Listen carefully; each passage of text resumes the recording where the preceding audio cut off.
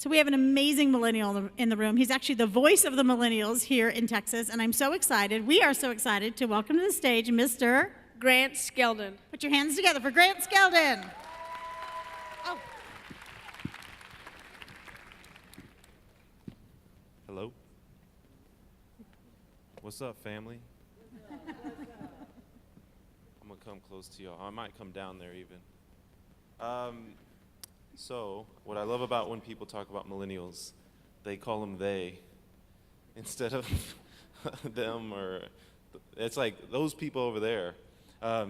This is the way people talk about millennials. I don't know, how many of you guys are parenting, grandparenting, or just helping a millennial in some sense? Raise your hand. Yeah, how's it going for y'all? Pretty good? Thumbs up there? Okay. By the way, I always get asked at the very end of the message, some woman will come up to me or someone will come up to me, usually someone a little older, and be like, what is a millennial? You kept using that word. It's someone born from 1980 to 2000, so it could be in their 20-somethings or it could be early 30-somethings, could be someone married.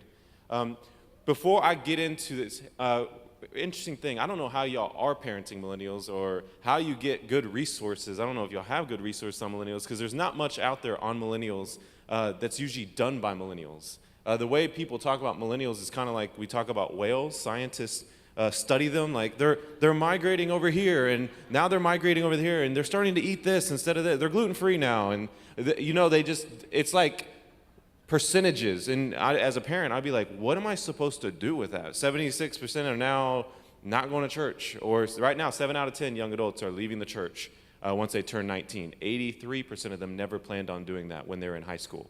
A millennial is on the trajectory to have 14 different jobs by the time they're 40. It's a little different than staying at one job for a long time. My hope is to help understand the root behind it, because here's one difference, and it's a pretty significant difference between millennials and whales. They speak English, so you can listen to them, you can ask them questions, like it's not Dory and like you don't know what they're doing. Like you can ask them, why are you guys taking so long to get married? Why are you guys taking so long to graduate college? Why? And sincerely listen.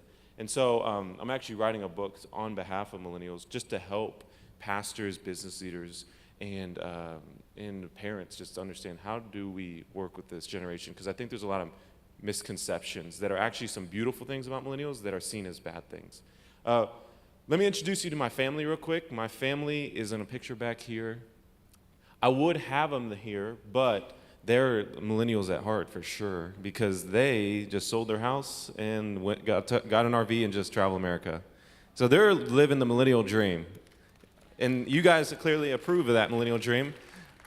People are starting to say millennial is a state of mind. It's not even an age. It's just the idea of, I just want to go and do whatever. In fact, I say that I'm a George Bailey enthusiast. Raise your hand if you know who George Bailey is.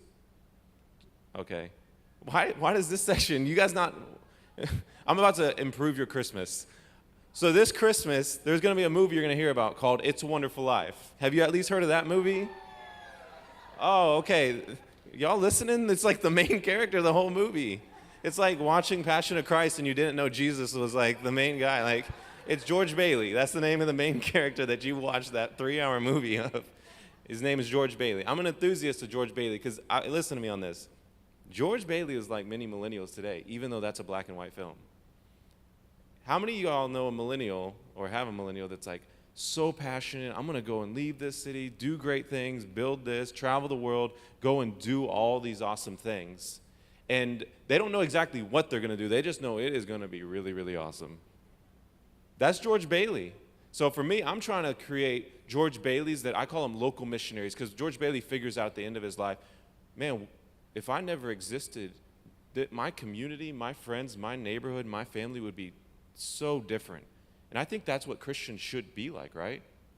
In Acts 17:26, it says that God placed us at this place for this purpose, at this period of time, to help people feel their way to God, even though He is not that far. If you can show young adults, what if you became a local missionary and changed your community? Instead of being so ready to leave, be present today. The second thing is Acts 17:6, whenever the Pharisees are referring to the disciples, he refers to them as these men who have turned the world upside down. Mind you, they had only been in that city for 3 weeks, and they're known as people that turn the world upside down. For what I do, I'm trying to help speak life into this generation that's so passionate. I also liken them to Peter. Peter is a great example of millennial. So passionate. He's like very quick to sign up. It's like you got a college student that is involved in like 7 different ministries, 7 different organizations. It's like, that's Peter. It's like, I'll never leave you. And very fickle though, when it comes down to it. Millennials are fairly known to be non-committal. Even the idea of so much passion, he cuts a guy's ear off. That's how passionate he is. Not the best way to share the gospel, but he's passionate. And one thing I love about Jesus is Jesus allowed these guys to fail. Man, if the generation above the age of 40 would just believe in this generation and gamble on them. One thing I love about what Saul did is Saul gives a bad rap, but man, you got to think about it. Saul allowed a guy that he only knew for playing like an instrument, a musical instrument, and he allowed that guy to represent the entire nation of Israel to compete against Goliath, which is a seemingly like 40 days, I think it said, he was taunting Israel. And he allows a kid to go and battle in behalf of the nation. Again, young adults are looking for big responsibilities. And I say a lot that the church is the right place with those big responsibilities. It's the only thing that can change the world. Jesus said the gates of hell will not prevail against the church. So it's the right place, but I feel like sometimes it has the wrong message. It has the message, slow down, wait. If you wait a while, then we'll give you big responsibilities. For now, you can do this, this, and this. For example, if you're 19 years old, you can go and be in the army and entrusted with a lethal weapon, maybe even $1 million jet, and represent this country in another country. If you join a nonprofit, you could go and serve in an orphanage or maybe lead a sports program over in Uganda. But today, if you put yourself in the shoes of a millennial, or the toms of a millennial, if you know what that is, you go to a church and you're like, hey, I'm passionate. Oh, you told me since high school, go and be the light in the city, like go be on fire for Christ, go share the gospel. I want to serve. I'm joining big church now. What can I do? Do you want to hand out pamphlets? Do you want to open the door? Or do you want to be on the parking team? Or do you want to serve in the nursery? Mind you, none of those are in the world. Those are maintaining an event, which is a great event. We need to gather. But this generation, the beauty of it and the misconception is they are so tired of just showing up to an event. They are so saturated with different events and different things they can go to. This generation has a propensity to want to go and change the world. Now, where it's the world is the wrong place, but it's got that right message. It's got that urgency that Jesus had. I don't have time to work on all these things. And if you guys are waiting also for millennials that are going to show up that are extremely humble and they're just awesome and they got all this character, you're going to be waiting a long, long time. You'll be waiting just like Jesus would have been waiting. Because if you guys think that the disciples were really awesome and they had all this character, let me show you what character doesn't look like. When James and John are arguing for the left hand and like to sit on the left hand of like Jesus on his throne, that doesn't look like a humble heart. When their mom gets involved and is like, hey, can we make this happen? Like, that doesn't look like a humble heart of the whole family. And then when the disciples get upset because they didn't get it, that's not this humble heart. And I see so many times parents or businesses or churches are looking for we're looking for these humble leaders that will serve in these lowly positions and then we'll give them a chance. We are losing an entire generation because we're waiting. Jesus didn't wait like that. Jesus is like, no, we got to go now. And by the way, what I'm not saying is humility doesn't matter. I'm saying you guys have that humility. Discipleship is caught. It's not taught. And we keep trying to do discipleship classes. I'm like, what is a discipleship class? How are we going to go into the world and get discipled? Because am I going to follow you or am I just going to meet with you? Once we started making discipleship meet with me instead of follow me, we just already messed up discipleship. Imagine if we didn't have any of the experiences the disciples had with Jesus when they followed him into the world. Mind you, Jesus did 41 miracles in the Gospels. You know how many were in the building of the temple or the church? 2. All of Jesus' miracles predominantly were out in the world and in the culture. You don't become a friend of sinners if you predominantly spend most of your time serving here. Now, I'm not saying don't serve here. The Bible even says, do not forsake the gathering. So what I have found, ironically, is when we empower young adults to go into the world and change it with the gospel, not just for social causes, they actually then want to build up this because they need a community to belong in. Know any millennial, and they want more and more community. Speaking of community, I'm about to build some community for y'all because I'm the millennial and we ask for ridiculous things. I'm going to ask all y'all to scoot up.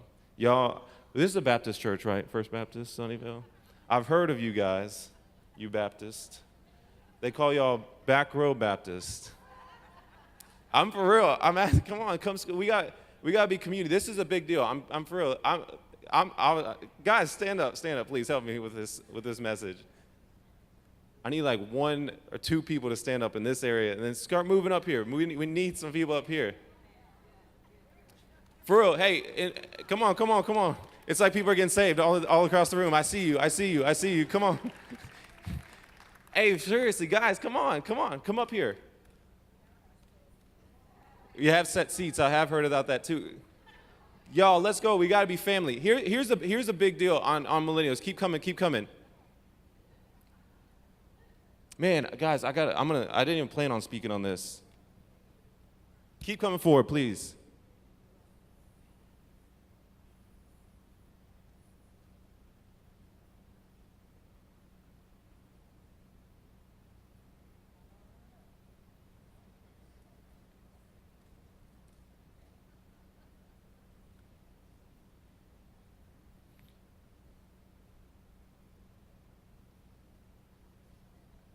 Hey, y'all, thanks for working with me. I know.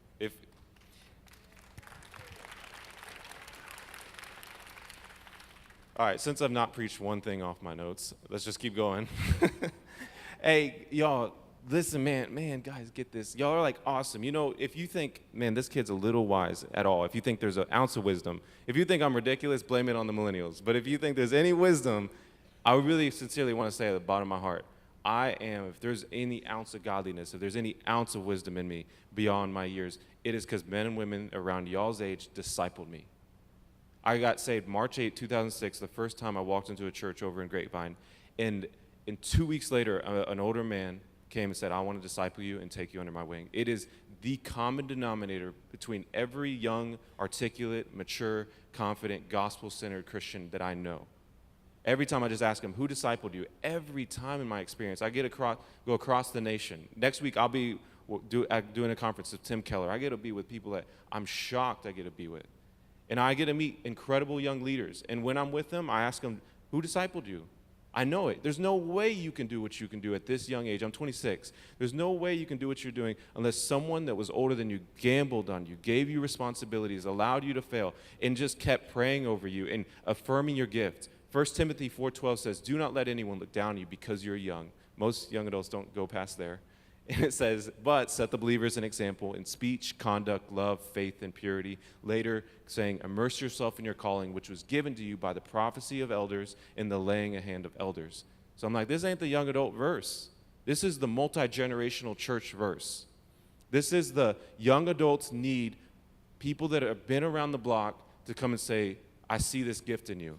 I remember the first time I ever spoke, I was so nervous. I tried to quit my speaking class because I was so nervous. And I had an older person come up to me. I don't know him to this day, but I'll see him in the kingdom.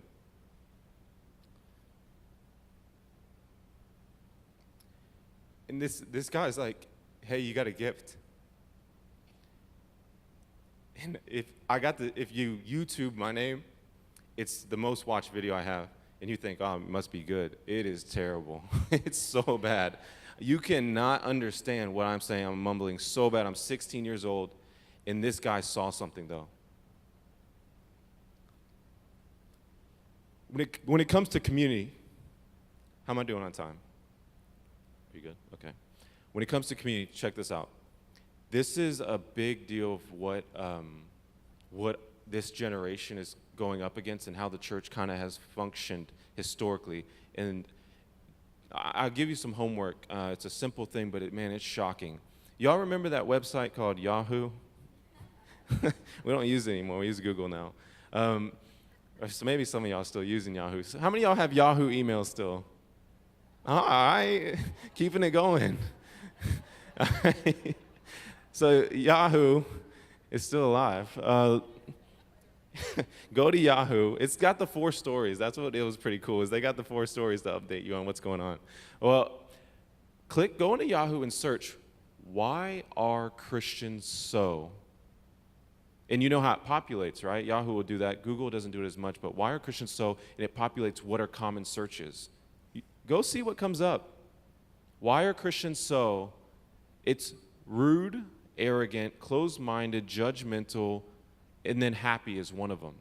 You put in any letter. I put in all types of letters. The only time I've seen 2 good words is happy, and for L, there's legalistic, lame, and loving. So that is the culture in which your kids, your grandchildren, and this generation is walking into, an inherited perception of the church as judgmental, mean, arrogant, rude, closed-minded, and all that. And the reality is the front door of the church is, y'all do get that people don't read the Bible anymore right now. They read Christians. Like they don't see Christians doing something wrong and then say, oh, but no, if you look in Ephesians, they're not supposed to do that. They're like, okay, if that's what God's about, then no, I don't want to be anything about that. Or I know God's not about that, but this dude's not doing it. And this idea of being fake, young adults hate it. And this is the kind of the church concept we have right now. And this is why, man, if you're in a church, one practice to start doing is do not leave space in between each other, guys. Like, y'all realize we're going to spend eternity with each other. Eternity. Why not just get to know each other now? Why not start getting to love each other now? Actually, in fact, John 17 said, Jesus said that if the church would be one, 5 times that he praised it in John 17, he said that then the world will know that I was sent through the church. I like to combine John 17 to John 3:16. If the church would be one, then the world would know that God so loved it that he gave his only son, that whoever believed in him would have everlasting life.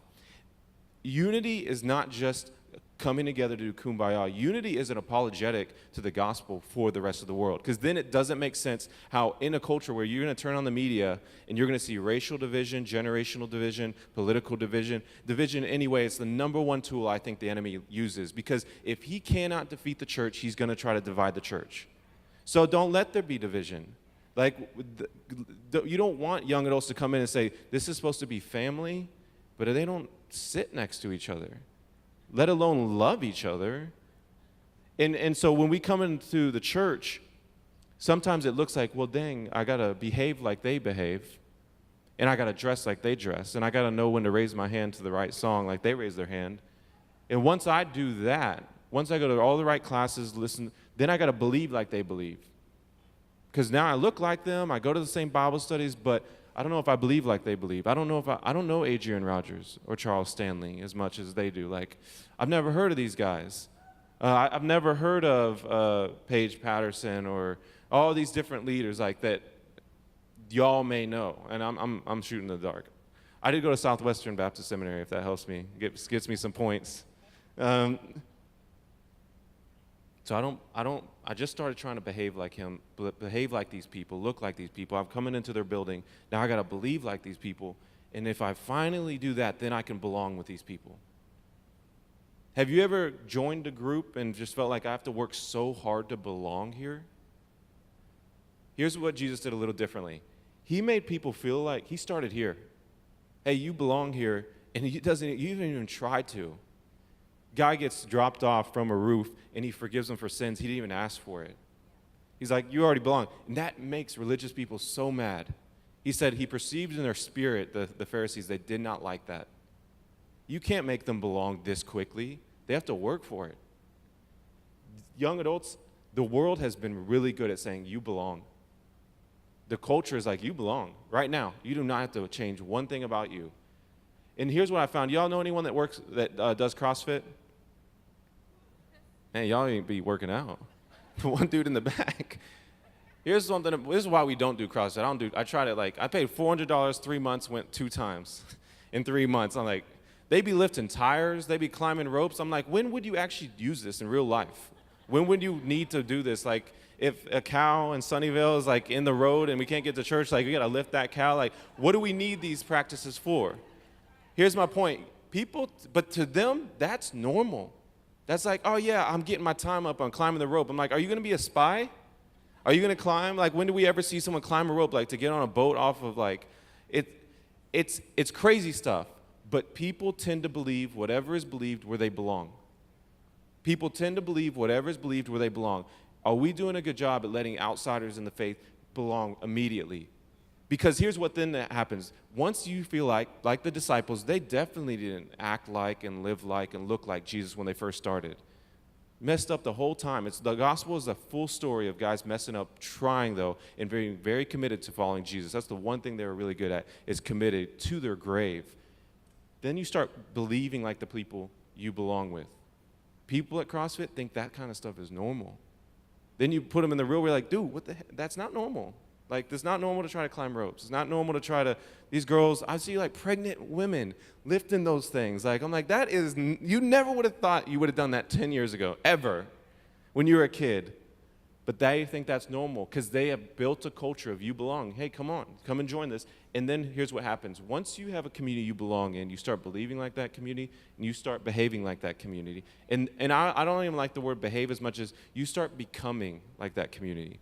Jesus doesn't just modify our behaviors. He transforms our lives. So next time you have anyone that looks different than you coming to church, beeline it to them and say, hey, come sit by me. And come sit by all of us. Because the world is looking for a place where they can belong, and the culture is beating us at that fight right now. And the generation are divided, and my generation desperately needs your generation to disciple us, to mentor us, to gamble on us, to allow us to belong and fail a lot like the disciples, because you read Acts and those guys become prayer warriors.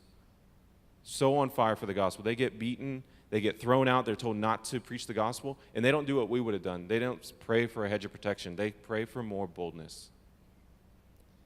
If you just read Acts and you didn't see the gospels, you'd be like, who the heck are these people?